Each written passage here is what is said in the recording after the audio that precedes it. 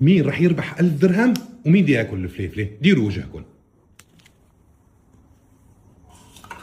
عم نسمع ما بصير يعني ما بتسمعي يلا جاهزين؟ جاهزين. يلا بلشوا. ليش انت اول شي بلشتي؟ يلا خلصين. بلشت يعني مبينه يعني بين كل هالكومن نلاقيها بسرعه. فاضيه فاضيه. حظي وبعرفه يا حلو بعرفه يا حبيبي انا